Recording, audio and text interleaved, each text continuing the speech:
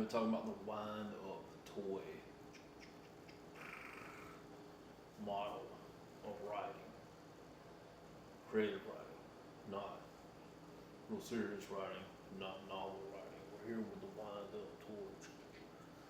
Think about that model for some creative writing. So what you might be able to get is from you wind it up, you set it down, maybe able to get from here to there. You might get from here to there. Okay? What is here is nothing. You have the wind up toy, you set it down, right? And you start writing. You might get a scene. You might get a scene. Now, it's not the best way to go about writing a script or a book or a novel. You want to go with a novel, you better be reading them, you better have read a lot of them. But you will go with a snowflake method by another guy. Snowflake method. You want to write a serious book, you better know your shit and pretty much everything else. But if you want to get started with that creative writing, not poetry, creative writing, we'll start with the wind up toy model. What is that? It's a basic character with a first name. Jeff, Bob, Joe, Alara, Winston. Winston's getting a little flair to it. You start with a first name character, human. You might have two of them, might have three or four, and you start categorizing like what those characters are. You probably have a main character, side character, antagonist, go back like a voice of reason, spiritual guide. Not all at once, not all in the same scene, or they're gonna be bumping and clicking around with each other, right? But you want to set them down. Whatever you got, either one or two or whatever, you set them down, wind them up, and start seeing what happens. I'll get back to that in a second, right? But what you want to do is set them down, set. You need a set, like this table right here is the set. The setting is the environment. Okay, the setting could be the places they move about during the entire course of the whole narration. Okay, but the set for this little 5-minute, 10-minute writing session is just, think about don't break me the fourth wall kind of thing. You also need to know the difference between a story and the narration. You don't have to prep the story first. You're just writing.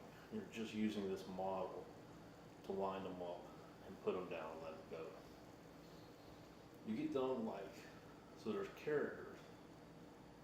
There was protagonist, antagonist, voice of reason, side character, love interest, things like that.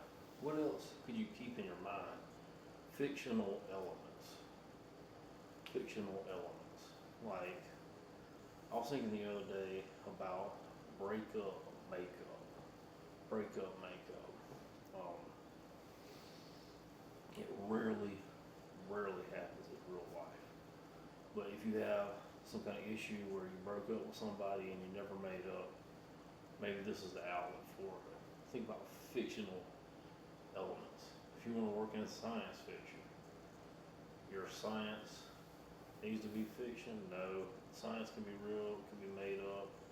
But you're thinking about those fictional story elements that happen in science fiction.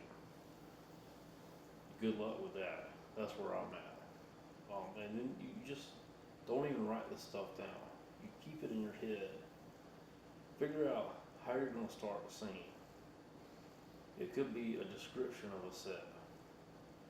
It could be in a later session, meanwhile, back at the ranch kind of thing, borrowing that from someone else. It'd be so simple. Like, one of my favorite setups is from like Cryptonomicon or something that says the sky above the fort was the color of a dead television, think something like that in prose, not poetry. If I had to make something up in my head after setting up, you know how martial arts works. You have an imaginary opponent right there, all of a sudden, you're really doing martial arts. You know? We're really here. So I've got to figure out how to set up my story to see if I get a scene, or to figure out how to set up a scene. So see if I get to the scene, right? There was once a gentleman named Reynard living by the edge of a lake around 7 miles to the nearest market. That's a story. That's a story. That's kind of mixing a story and narration. Reynard was the kind of that's wrong. So we're gonna stop it. Let's try to set it up a different way by describing the set.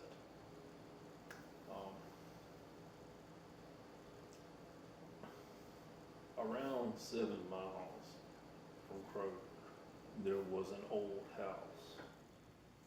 The house was painted red with green shutters and a roof that needed repair every 2 to 3 years. Renard lived there. Renard picked up the phone. Renard lived there.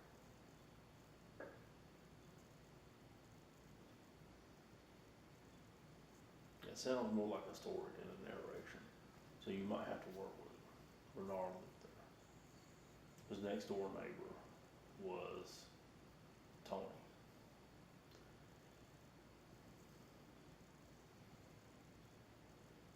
Tony was a steel worker, and Reynard was an entrepreneur. That sounds more like a story. So maybe I accidentally set up my thing for a story. Okay.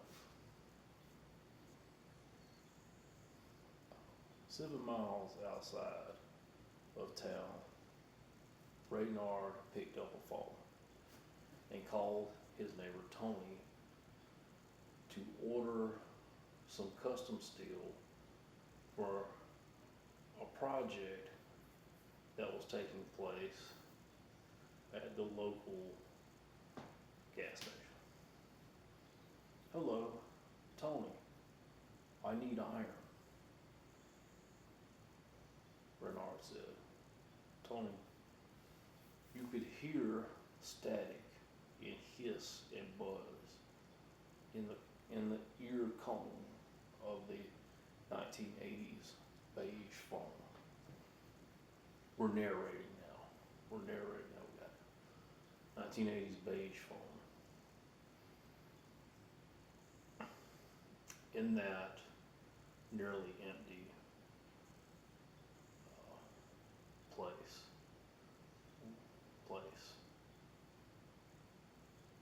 with empty, there were empty, past tense, keep it past tense, there were empty tuna fish cans in the garbage. Renard looked at the garbage while maintaining his entrepreneurial professionalship with Tony as much as possible.